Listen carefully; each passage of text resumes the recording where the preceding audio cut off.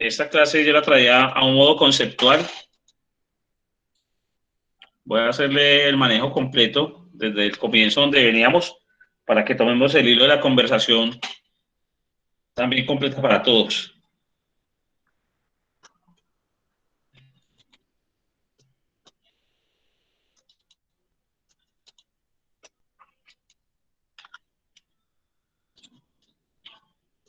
Listo, llegó también Jorge, muy bien.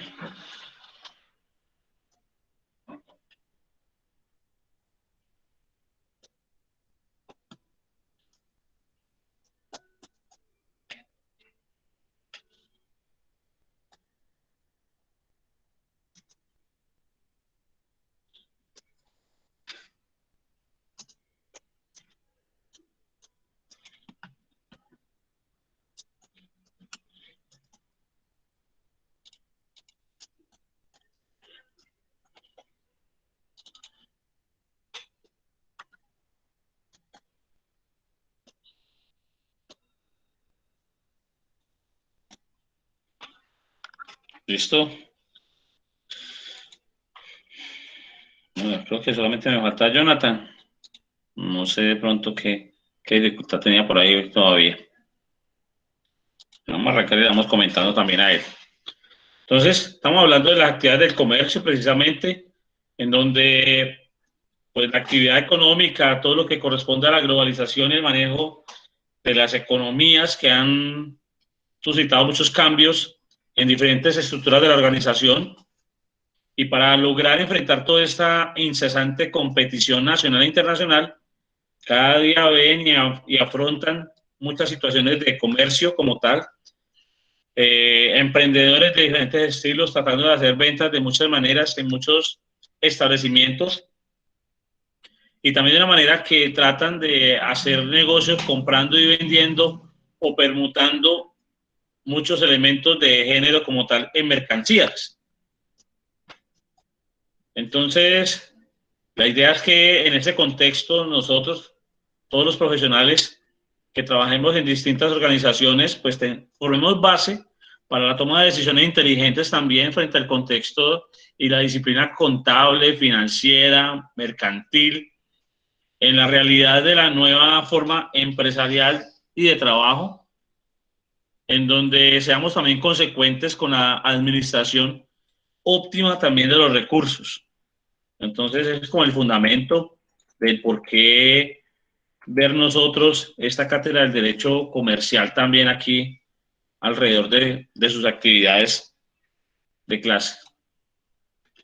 Como una acepción económica, dentro de un punto de vista de las actividades humanas, encontramos como una actividad extractiva, las mineras, de pesca y agricultura, las de manufactura o industrial, que son las que transforman las materias primas, y las comerciales, como las que hacen intermediación en la circulación de los bienes. Ahora bien, la acepción jurídica indica que ni el Código del Comercio ni ninguna complementaria definen como tal el comercio. Sin embargo, pues el comercio trata de señalar que todo acto que se realice a razón de una función profesional habitual, algo que se realice con toda la complejidad del caso, pues puede considerarse comercio. O sea que vamos a mirar que no todo el mundo hace comercio. Retomamos una historia por allá del comercio basándonos en un referente de la enciclopedia en carta, en donde lo primero que se hacía era comprar y vender vestuarios y comidas, vestuarios y alimentos, ¿no? Posteriormente, de acuerdo a esto, pues los ricos que se jactaban de tener pues el poder adquisitivo de algunos bienes, pues empezaron a conseguir atuendos vistosos para sus vestidos, como joyas u obras de arte para sus viviendas, donde fueron empezando a verse los bienes como a modo de lujo. Entonces también provocó pues un origen importante para el comercio a ese estilo. Entonces, hablábamos que una primera actividad que íbamos a contemplar era explicar brevemente para ustedes qué era la palabra comercio o la actividad de comercio como tal a través de un foro. Y el otro elemento era elaborar un esquema en donde cronológicamente podamos indicar algún acontecimiento importante o algunos acontecimientos importantes de la historia del comercio. Y como tal, pues entramos a hablar de lo que se denomina el acto del comercio como tal.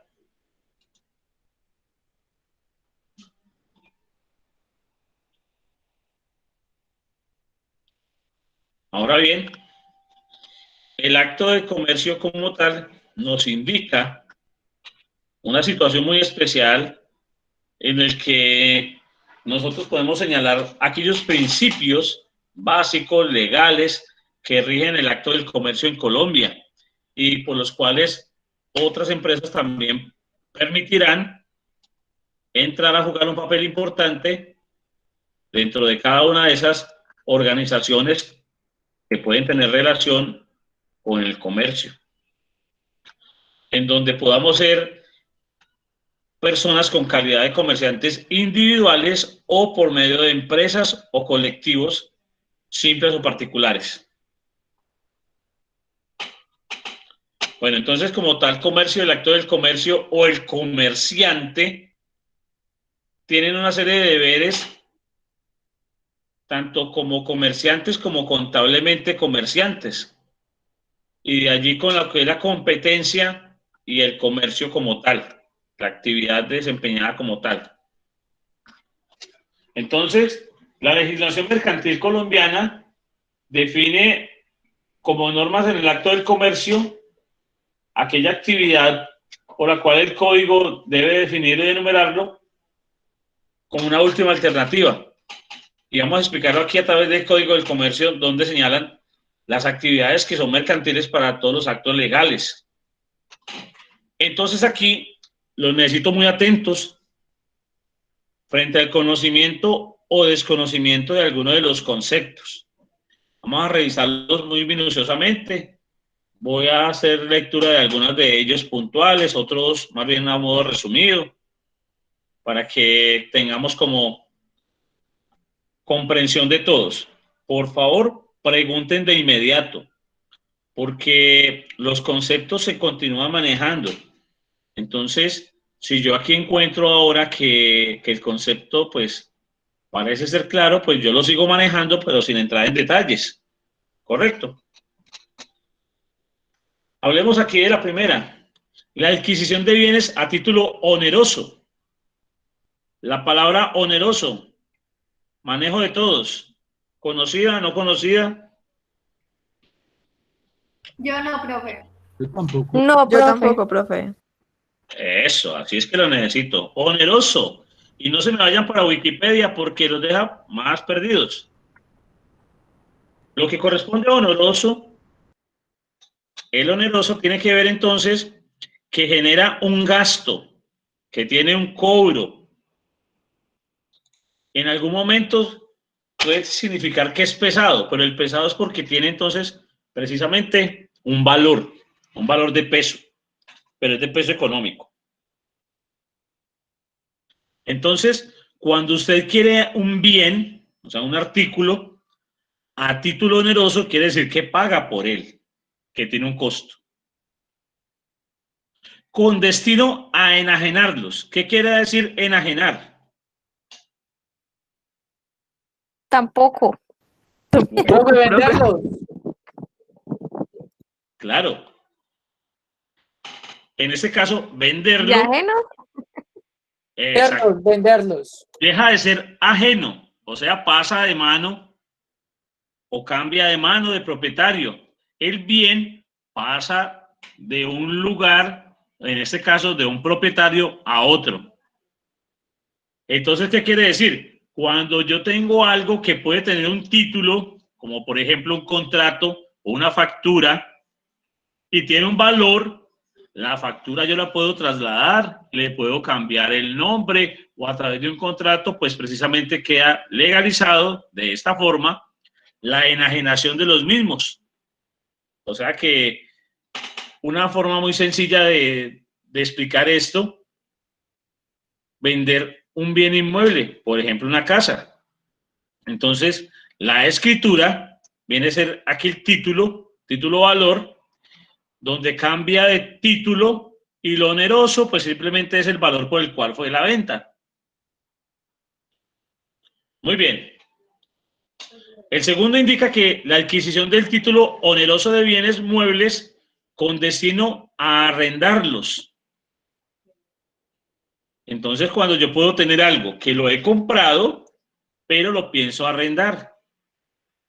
Puede ocurrir algo similar con el caso de los carros, por ejemplo, un rentacar. Yo puedo comprar un vehículo, pero no para mi uso, sino para alquilarlo. Yo puedo alquilar una lavadora, yo puedo alquilar una nevera, puedo alquilar motos, puedo tener muchos Hola. elementos que puedo arrendar también. Sí. O cuando las casas que las deben y como en el auxilio de vivienda que uno queda viendo la casa y las arriendan. Ah, No, bueno, pero entonces allí también para Sí, sí, claro, es otro modo también de comercio. Ya vamos a revisar aquí en el punto 3 que tiene algo que ver con ese tipo de situación. Profe, pero yo creo que ahí no se aplicaría mucho el punto 1 y el punto 2 porque uno termina con el producto. Claro. O no sé si estaré equivocado, no sé si estaré perdido. Vamos a revisar la letra menuda. Revisemos la letra menuda. El arrendamiento de toda clase de bienes para subarrendarlos o el subarrendamiento de los mismos. Entonces, muchas veces yo puedo comprar un artículo y me puedo beneficiar de él por medio del arrendamiento y sin que sea de consumo. Es decir, puede ser de desgaste, pero no de consumo. O sea, no se acaba. Y en este caso es de un bien mueble, algo que se puede mover. Entonces, ese bien mueble puede ser mucha cantidad de artículos, cualquier cantidad de situaciones que se puedan allí movilizar y puedan ser subarrendados. Pues miremos un ejemplo claro, puede ser lo que yo les comentaba de la lavadora. Yo puedo comprar 10 lavadoras y alquilarlas. Y tal vez una persona me alquile las 10 lavadoras y ese es el que se encarga de hacer el negocio del lava rápido, del lava fresh, del lava XYZ, y es el que se encarga de llevar y traerlas, más no sea yo directamente. Yo pude haber hecho un crédito para comprar productos, por ejemplo lavadoras, pero yo no soy el que los voy a alquilar. Otro es el que hace ese proceso. En el punto 3, el recibo de dinero en mutuo interés con garantía o sin ella para darlo a préstamo y los préstamos subsiguientes, así como dar habitualmente dinero en mutuo interés. O sea que el préstamo de dinero se corresponde o también hace parte de una actividad mercantil. ¿Dónde deja de ser esto un comercio legal? Cuando supera las tasas de interés permitidas. Por ejemplo, en el caso de los prestamistas, o más denominado gota a gota, no pueden ser considerados como actos mercantiles o actos de comercio porque sobrepasan los niveles o sobrepasan en este caso pues las tarifas de las tasas de interés permitidas. Entonces, ¿qué ocurre? Estas personas generalmente utilizan los famosos cobradores con base en el amedrentamiento de la gente o la amenaza o del bravero, como se dice también. Pero entonces no puede pasar de allí, de esa fuerza bruta pues de cobro, no puede llevarse el caso a un cobro jurídico, algo que tenga que ver con juzgado, con reclamación especial, puesto que como está dentro de una actividad que no es la permitida, que no es la honorosamente permitida, entonces no trae a lugar reclamación. Mientras que en el caso de las entidades bancarias, que son vigiladas, que son reguladas pues, por la superintendencia, pues a ellos sí les aplica en ese tipo de situaciones los cobros jurídicos los procesos de cartera que apliquen sus procedimientos, puesto que la manera como tienen de ganancia de esos intereses, habitualmente pues tienen toda la legalidad del caso. La adquisición o enajenación a título oneroso de establecimientos de comercio y la prenda, arrendamiento, administración y demás operaciones análogas relacionadas con lo mismo. ¿Qué es la prenda? Lo que usted deja a cambio de un préstamo, por decir así, usted puede ir y dejar en los bancos, creo que los carros, también se puede hipotecar casas, creo que también se podía dejar tierras, algo así, no sé. Sí, señor. Están contemplados una serie de bienes muebles e inmuebles también para hacerlo.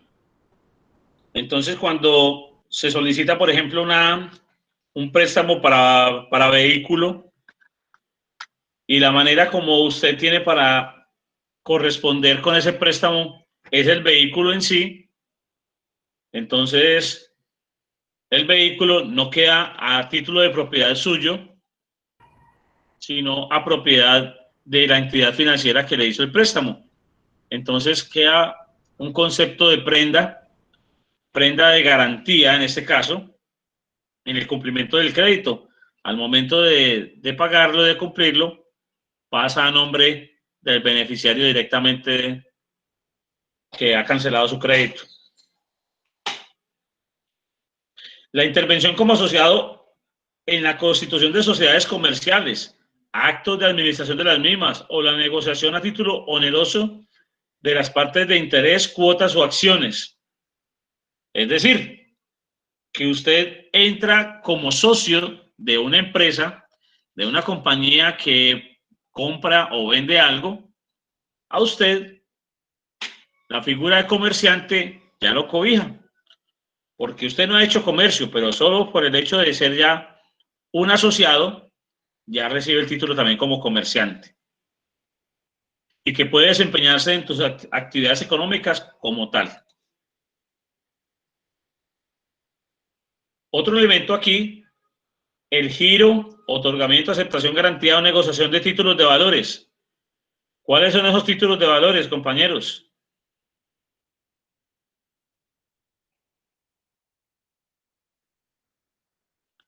¿Cuáles títulos de valores conocen? A ninguno, pues. ¿Quién conoce el cheque? No, le digo la verdad, lo tengo en la pinche punta de la lengua, pero no me sale, no me acuerdo.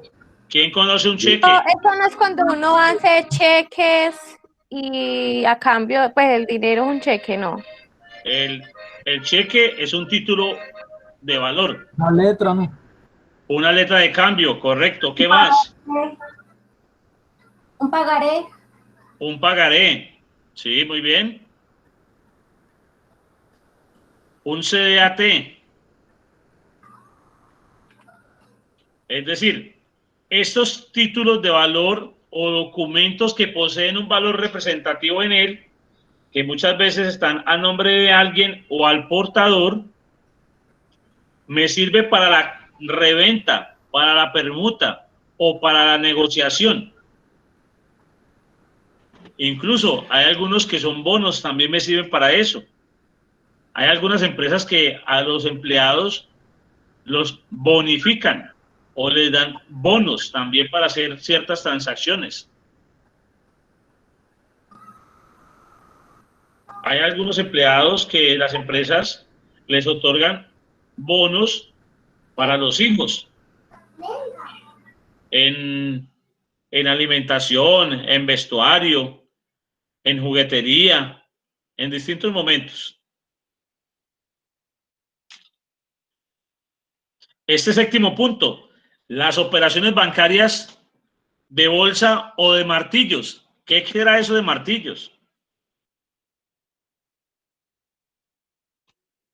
No me digan que nadie conoce un martillo. No, pero eso no tiene que ver cuando en los juzgados y todo remates que se llaman. Exacto. Los remates. El evento popular. Rematan una casa o un vehículo que tienen embargado o algo, ¿no? Exacto. El evento popular se le denomina remate, correcto. Pero entonces, frente al cortejamiento aquí laboral, estamos hablando de una intervención de martillo, así dentro del término del derecho, ¿no? Entonces, las operaciones bancarias cualquiera, llámese consignación, retiro, canje de cheques, transferencias bancarias, giros y remesas, todo eso son operaciones bancarias, ¿listo? De bolsa, bien sea la compra y venta de divisas, consignación en dólares, retiro en dólares, en euros, en libras esterlinas, en fin, en Bitcoin, todo eso es comercio. Y de martillo, en especial, pues convoquemos aquí un poquito para el diálogo de todos, cuando una entidad financiera necesita realizar o aplicar el cobro jurídico de cartera por el incumplimiento de un cliente, se basa con el oficio de algún grupo jurídico en soportar a través del bien de un ciudadano, y como se necesita volverlo efectivo, volverlo entonces una posibilidad de negocio en dinero de moneda corriente, entonces se ofrece un remate de dicho bien. Entonces se rematan las casas, los lotes, las propiedades inmuebles, fincas o haciendas, vehículos, que también son muebles en este caso, que tenga el contemplamiento de valorarlo como efectivo dado el caso. Entonces, ¿cómo se hace el remate? ¿Alguien ha participado o conoce esta situación? ¿Cómo se maneja? Por subastas, por medio de paletas, profe. Ellos fijan un precio, arrancan por un precio muy por debajo del producto y llegan hasta cierto monto y de ese monto no pasan. Ya el que dé más, pues se queda con el producto. Correcto, sí señor. Al mejor postor. De allí que Pero siempre se arranca por un precio muy por debajo del producto, muy, muy, muy por debajo. Se podría decir claro, casi que del 60 hasta el 50 se ha visto casos. generalmente el valor por el que se inicia es un valor casi que correspondiente al cumplimiento de la deuda que tenga el ciudadano, de tal manera que la entidad financiera no pierda. Entonces, el perito financiero trata de beneficiar pues a la entidad bancaria, a la corporación bancaria, y motiva pues al público a que genere pues la subasta, la oferta y la demanda frente a este tipo de negociación, y pues nos permita trabajar con alguna rentabilidad, y de ahí ya el perito también saca para él su comisión, ¿no? Muy bien. La otra habla de el corretaje. ¿Qué es eso también, hombre? Profe, eso no es lo que realizan como la actividad o algo que realizan los corredores de bolsas y todo eso. Todo lo que ellos, como, o sea, como las negociaciones, esa plata que va y viene entre los corredores de bolsa. Claro que sí, tiene mucho que ver. Esto tiene una relación con las agencias de negocios. Entonces, por ejemplo, Isleni quiere vender la finca que tiene por allí al lado de la doble calzada, por el sector de Obando y La Victoria. Entonces, esas 500 cuadras que tiene allá, Isleni no tiene ni idea de cuánto vale. Entonces, se habla con un corredor o con un perito en cuestión de bienes raíces para que le avalúe a través de su agencia de negocios dicho bien, y con él le plantea la negociación y la comisión sobre la venta que pueda llegar a ser. Entonces, estas personas también son comerciantes, mal llamados en el mercado callejero como comisionistas, hablándolos de otros términos, de otros modos. Lo mismo pasa con los vehículos, aquellos que se dedican a las compraventas a evaluar el valor de un vehículo, de una moto, de un carro, cualquiera que esto sea. Y también la representación de firmas nacionales o extranjeras. ¿Qué ocurre? Que alguna empresa puede encargar a una persona para la compra o la negociación de una tierra. Entonces, existe el comisionista que compra y el comisionista que vende. Entonces, ninguno de los dos tiene el dinero, pero todos ganan. Entonces, esa situación es valedera. Incluso dentro de los contratos de compraventa, por el monto sobre el cual se efectúa la venta, queda la comisión también que estas personas ganarán para que sea oneroso y sea diplomático sus Profe, cobros. pero Y entonces, en este concepto, ¿el corretaje es la acción que ellos realizan o es lo que ellos reciben? es la acción. Ok. La acción. Entonces, a ellos son los que los denominamos, o en el común del mercado callejero se les denomina comisionistas. Son aquellos que hacen el corretaje de los bienes, muebles o inmuebles. ¿Listo? Sí, profe. Bueno, la otra parte son de la explotación o prestación de servicios de puertos, muelles, puentes, vías y campos de aterrizaje. ¿Qué sucede? Ustedes como negociantes, el ámbito del comercio internacional se puede realizar en distintos lugares. Yo puedo hablar con el mercado de China y negociar directamente en la fábrica de China. Entonces yo compro en la fábrica y me encargo del embalaje del producto desde allá hasta que llegue aquí donde lo necesito. O puedo encargarme de negociar con la empresa, con la fábrica, y que me lo entregue aquí en el puerto en Buenaventura o en Cartagena o en Barranquilla. O que me lo entregue en el muelle o en el puente aéreo del aeropuerto de Matecaña o en la vía del kilómetro 18 Cali-Buenaventura o en la pista de aterrizaje del aeropuerto Matecaña o en El Dorado. Y apenas lo coja en mis manos, detrás está la DIAN y la policía, cobrando el impuesto. Entonces, la prestación del servicio, la explotación o el ejercicio como tal, yo lo puedo valorar en cualquiera de estos lugares y el precio cambia. Allí está la gran diferencia. Según el lugar donde usted negocie, tiene la posibilidad de trabajar con un valor diferente. Pero ese valor diferente cabe también dentro de las responsabilidades que cada una de las partes tiene. Cuando usted compra un producto en China, corre el riesgo de la traída del producto. Cuando la empresa se lo hace llegar a usted hasta el aeropuerto de su casa o a su empresa, pues es la empresa la que corre con ese riesgo, más no usted, porque aún no lo ha recibido, no tiene la constancia de recibido. Entonces, según el lugar donde se viva la negociación, dicho comercio tiene un amparaje diferente. Y por eso dicho comercio tiene la aplicación de impuestos diferentes también. Otra actividad son las empresas de seguros y la actividad aseguradora. Entonces, el vender seguros y el hacer cubrimiento con pólizas de seguros también es comercio.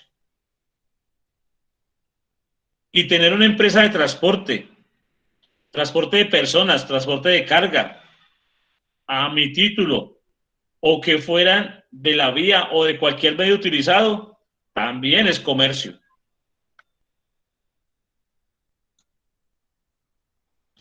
Las empresas que fabrican o transforman algo, o que colocan a circular los bienes, también son comerciantes.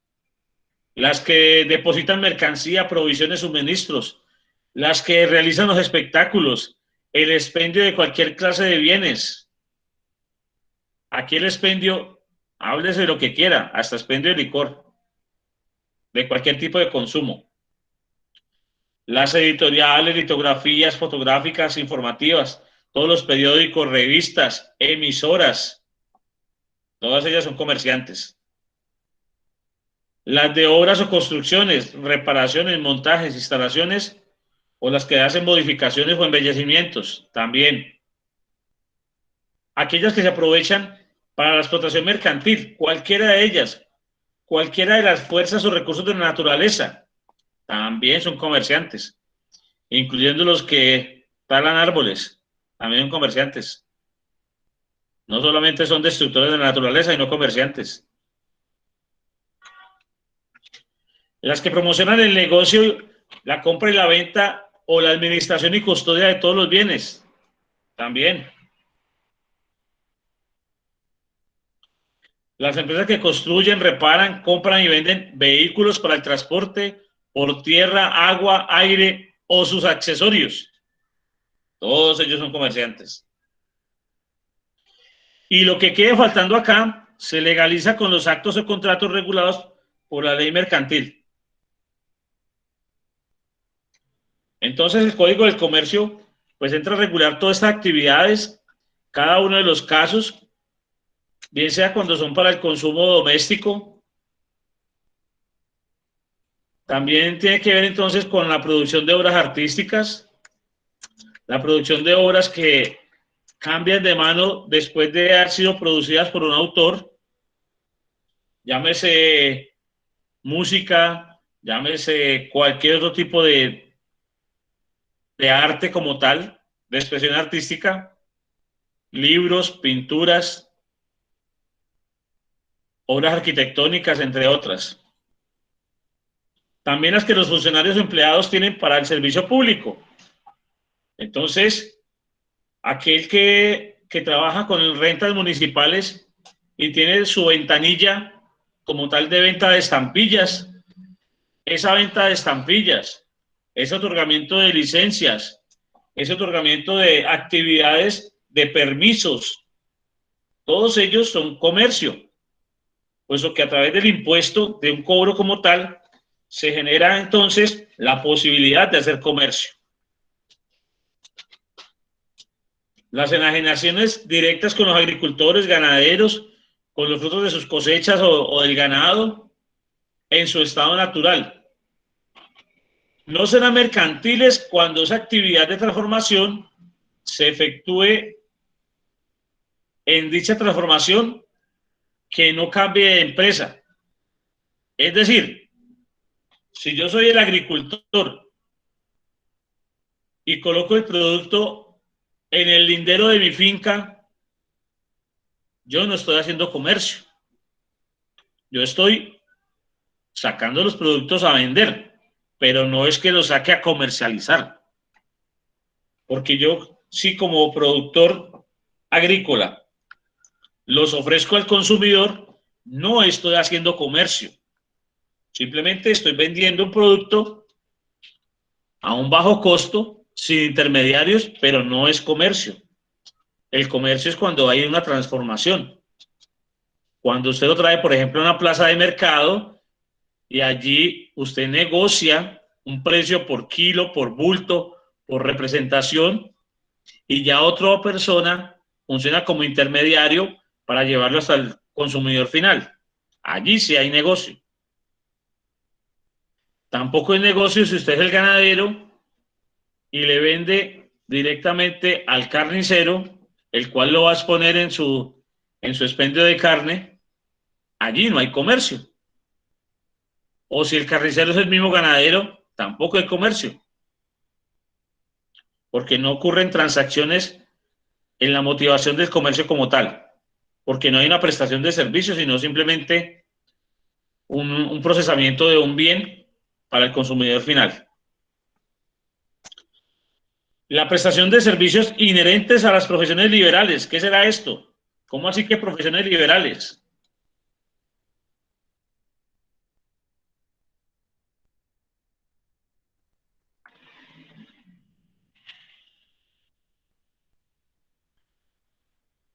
Profe, qué pena, me repite, que es que no lo escuché bien, lo escuché entrecortado. ¿Qué serán las profesiones liberales? Prestación de servicios inherentes a las profesiones liberales. Profe, por parte mía, no. Ahí sí, no sé. No. Listo.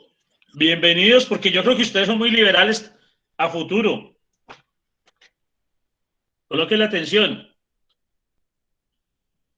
Y les voy a colocar como ejemplo a dos profesiones muy cercanas que usted tiene muchos conocidos con toda seguridad. Llámese abogado, llámese contador. No necesita tener una empresa como tal para funcionar. El abogado como independiente realiza la prestación de su servicio con una gran relación a su profesión. Es decir, usted como abogado lleva un caso de un particular, de cualquier empresa, y le hace su representación. Entonces, su profesión es liberal, es autónoma para ejercer dicha profesión. El contador público también ejerce dicha profesión. Entonces puede prestar el servicio de una manera inherente a su profesión. Entonces el Código del Comercio contempla que usted puede ser entonces un profesional liberal siempre y cuando permita ejercer su intelecto reconocido por el Estado a través de un título académico. Es decir, que yo soy tinterillo, tinterillos hay un poco, pero abogados menos. Entonces, muchos le pueden hacer una carta, muchos le pueden hacer a usted un derecho de petición, pero no todos son abogados.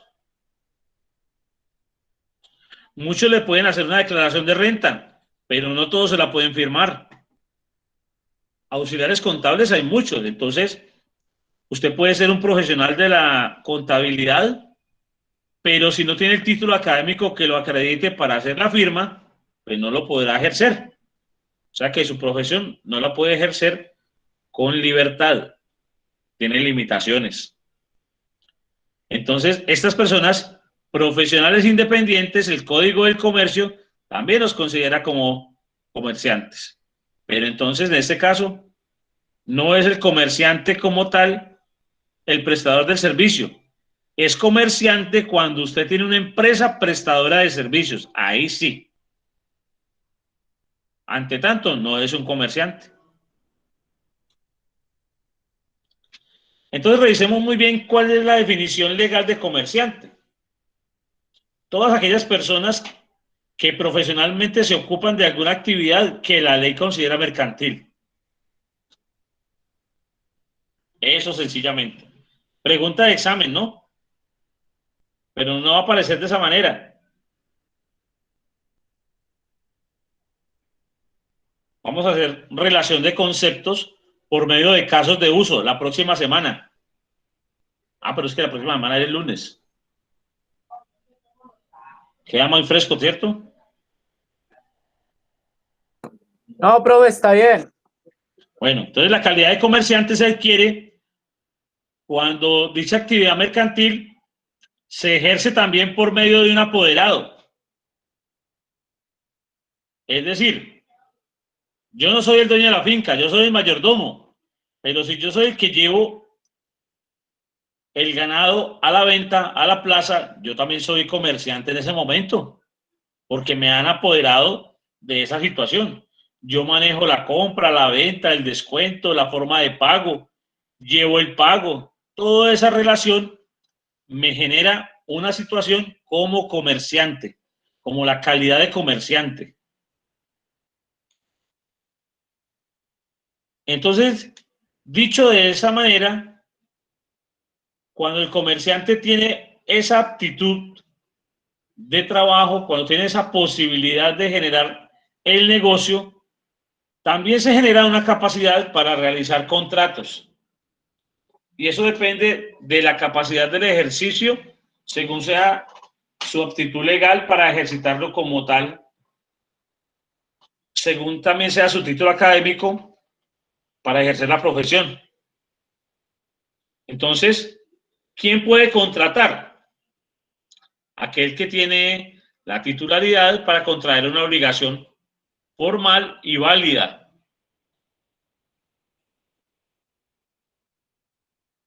Aplicando pues ese tipo de situaciones, la regla contenida en el Código del Comercio también tiene capacidad sobre lo que está contemplado en el Código Civil, puesto que dichas capacidades del comercio, del ámbito del comercio, se relacionan con la contratación de las personas. Entonces entra el derecho civil, otro ámbito pues allí para contemplar. Entonces, frente a esa regla, hay que acudir a unas normas sobre la capacidad contenida en el Código Civil, que es en el artículo 1504, donde reza de la siguiente manera: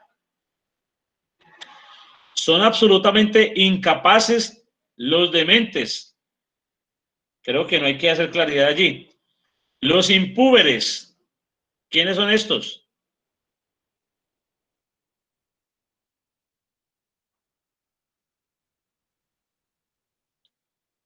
¿Quiénes son los impúberes, compañeros? No, Mm, impúberes. No, profe, Como no. personas que no pueden, tienen como Los que no sordomudos, puede, sí. que no está legalmente como con la posibilidad. Como Profe, que en dichas realmente palabras, los no votos son mayores de nórdicos, edad, ¿no? Cuando no es mayor de edad alguien, cuando alguien no es mayor de edad, que no tiene como la potestad de tomar decisión o algo, ¿no? los que están discapacitados, profe, los que no tienen como Son los como cinco sí, algo sentidos. con discapacidad.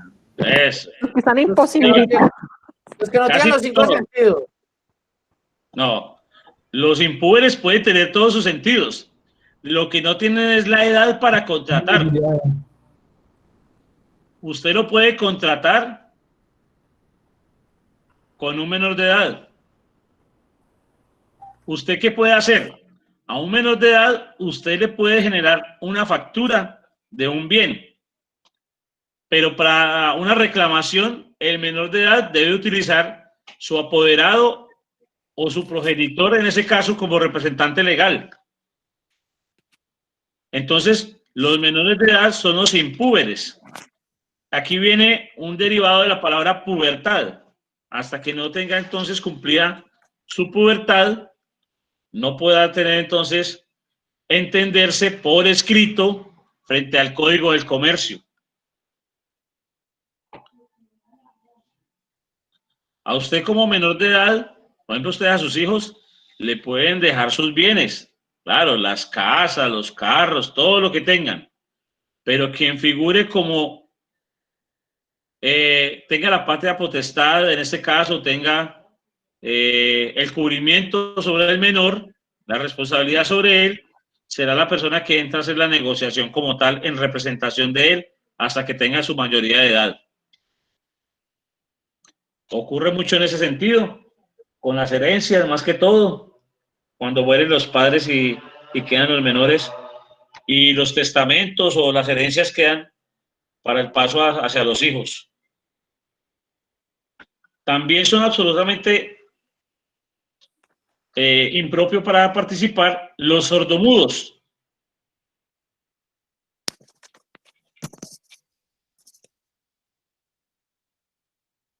Entonces sus actos no producen ningún tipo de obligación natural y no admiten caución. ¿Qué es lo que ocurre allí con las cauciones? ¿Qué es una caución, compañeros? Eso no es como una cláusula, ¿no?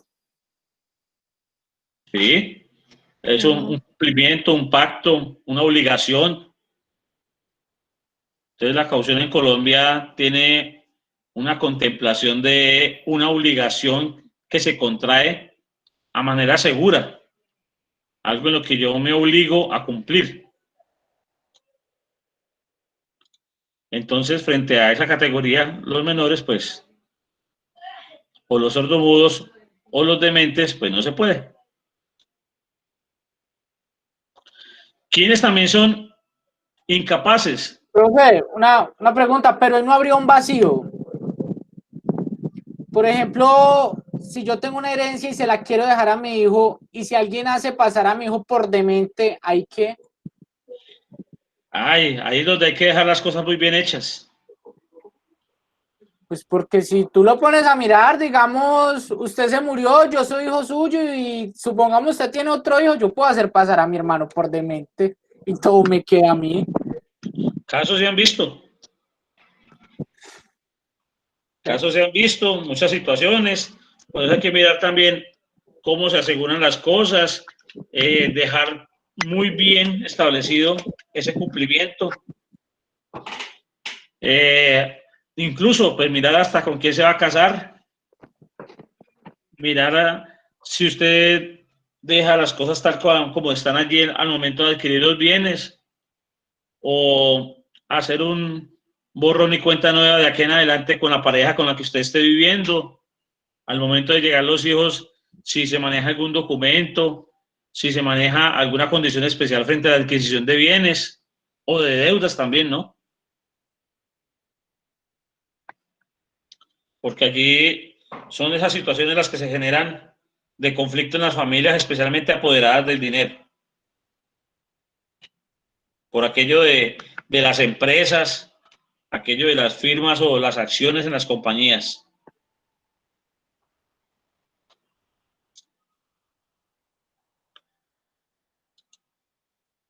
Bueno, entonces hay otras incapacidades particulares que consisten en la prohibición de una persona ejecutar la actividad mercantil. Por ejemplo, también cuando se genera una inhabilidad para ejercer el comercio, cuando yo mismo me genero inhábil. Por ejemplo, esta fue una situación que a algunas personas se les ocurrió y es válida cuando hay recesión económica.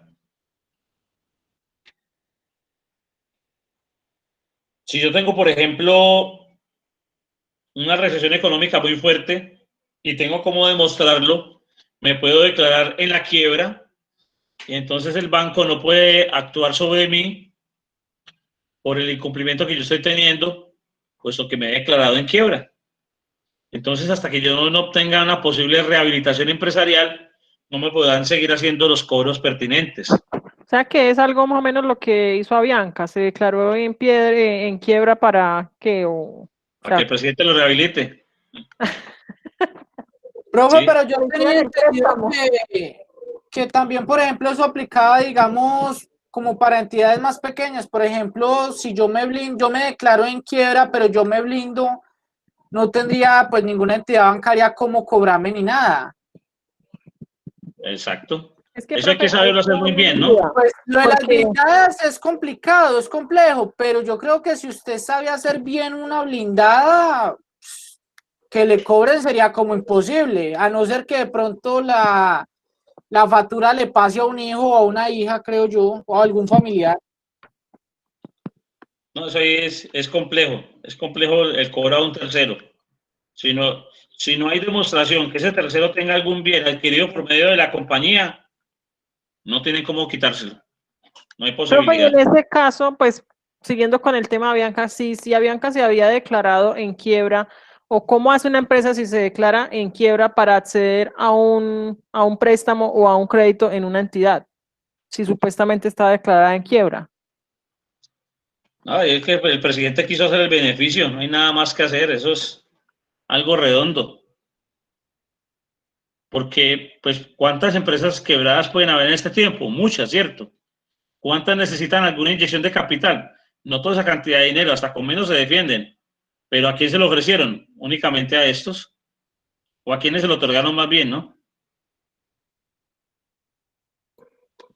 Pero, por ejemplo, pues ya mirando el caso de Avianca, uno debería mirarlo, pues lógico, eso ya es como algo muy por debajo de la mesa, pero pudieron haber sido muy estratégicos y haber empezado a vender acciones o haber hecho una alianza entre alguna otra empresa que tenga también esos mismos trabajos de vuelo y todo eso, lo pudieron haber vendido y ya, pues si se declararan en quiebra salía más fácil vender todo, inmuebles, aviones, todo, creo yo, no sé, o que otra empresa los hubiera absorbido.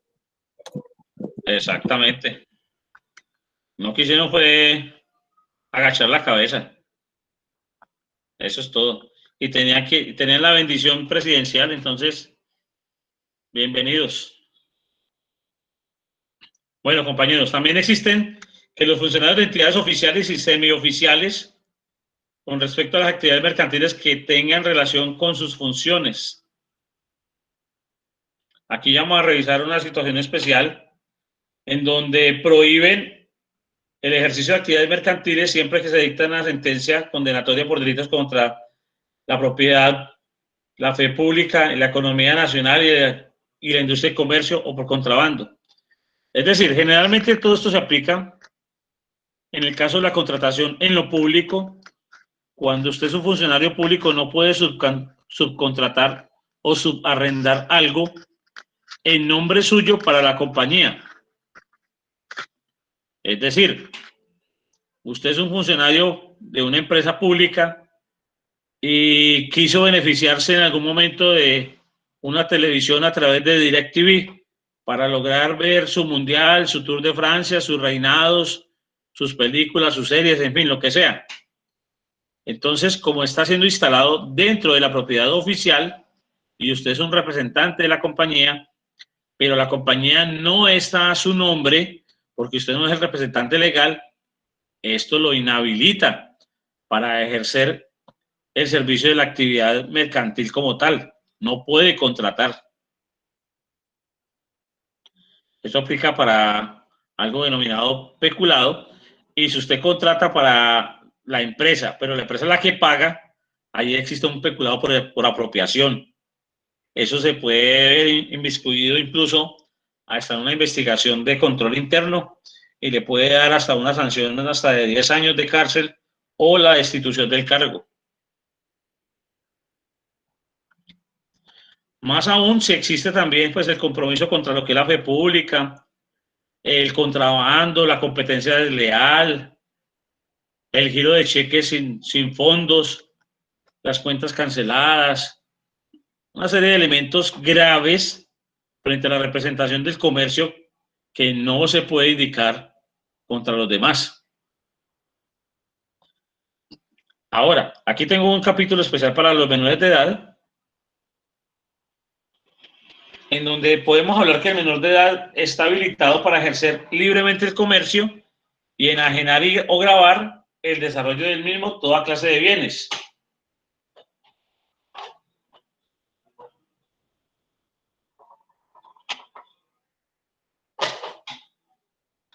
A ver, aquí ocurre algo. Usted como menor de edad puede tener, o sus hijos como menores de edad pueden tener bienes a su nombre. El carro, la moto, la finca, la casa. Pueden tenerlo a su nombre, no hay ningún inconveniente. ¿Qué ocurre? Los menores no habilitados de edad que hayan cumplido los 18 años y tengan peculio profesional. ¿Qué ocurre aquí? ¿Qué será eso? Eso tiene que ver, el peculio es lo de la cantidad de dinero, de bienes que tengan a cargo, ¿no? Claro, todo lo que ha sido adquirido por el puber, por el menor, en el ejercicio de todo empleo o profesión. Puede pasar que el menor estuvo trabajando como domicilio, como ayudante, como X o Y persona, y con eso la empresa le pagó, le ayudó, le generó el crédito, en fin, adquirió la moto, se compró la primera bicicleta, pudo acceder tal vez a una vivienda, se la hipotecaron, en fin, todo este tipo de situaciones puede tenerla y puede obligarse a ejercer el comercio y al desarrollo del mismo hasta que tenga concurrencia en dicho peculio, es decir, hasta que él tenga su mayoría de edad ya cumplida y pueda ejercer por su propia autonomía ya la negociación. Entonces, los menores adultos pueden, con autorización de sus representantes legales, ocuparse en actividades mercantiles en nombre o por cuenta de otras personas o bajo la dirección y responsabilidad de ellas. Es decir, pueden tener el acompañamiento. Por eso hablan de la ley de infancia y adolescencia, el menor de 14 años o el menor de 16. De los 14 a los 16 hay unos pequeños menores adultos, aquellos puber que generan una gran complicación muy posiblemente para la sociedad por la edad compleja en la que se manejan muchas situaciones y que ya adquieren algunos bienes o adquieren alguna autonomía a nivel de familias y pues la ley los debe tratar de una manera diferente según sea cada situación. Lo mejor sería que no tuvieran nada a cargo de los menores, pero pues como puede presentarse la responsabilidad y aquello de las herencias, pues allí contemplan también el manejo con ellos. Profe, o sea que ese caso también se vendría dando en los representantes cuando un menor de edad genera dinero, digamos como cantantes, actores, todo eso. Claro, ese es el peculio profesional. Sí, señor, que el menor ingresa dinero al hogar o se lucra de alguna manera. Podemos encontrar menores que, pues, por ahí de 16, 17 años, con buenos negocios establecidos y generando buenos dividendos.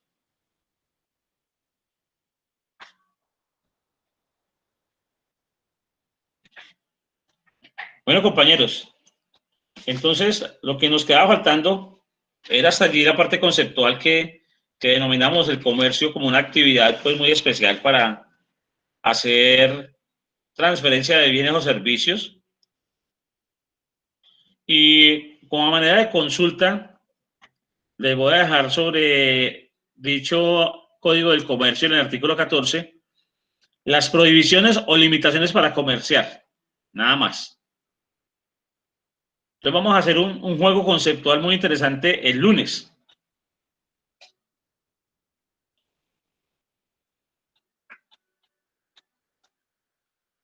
Entonces, la actividad extra queda todavía con una semana más de profundidad. No queda que para el lunes simplemente, sino que queda con una semana más de actividad. Yo ahorita les publico para que lo tengan todos, junto con esta, con las prohibiciones y limitaciones para comerciar.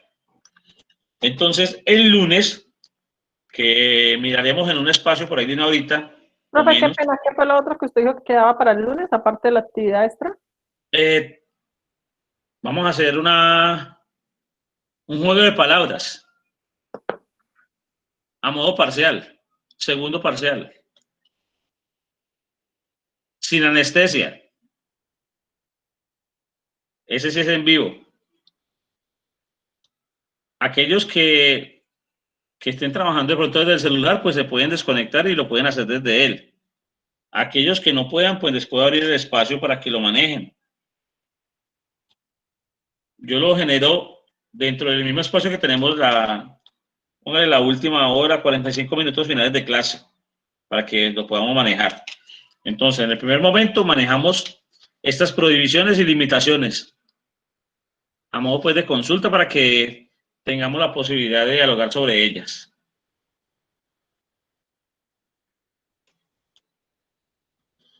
Y ya con eso nos entendemos en el encuentro de los vocablos y de una serie de elementos bien interesantes que tienen que ver con el acto del comercio. No hay que estudiar nada, no hay que estudiar nada, porque todo va a ser a modo prueba saber pro. Entonces, pues habrán situaciones con los menores, habrán situaciones de la capacidad para contratar, de la adquisición. Yo ya lo tengo listo, ella está al día. No es sino, mejor dicho, no veo la hora de que sea lunes. Ojalá fuera lunes mañana.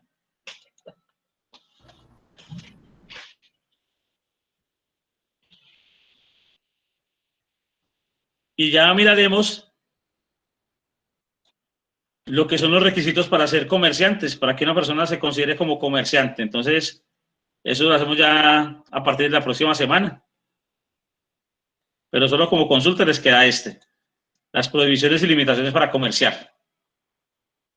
Y en el foro, lo que es el concepto de comercio, nada más.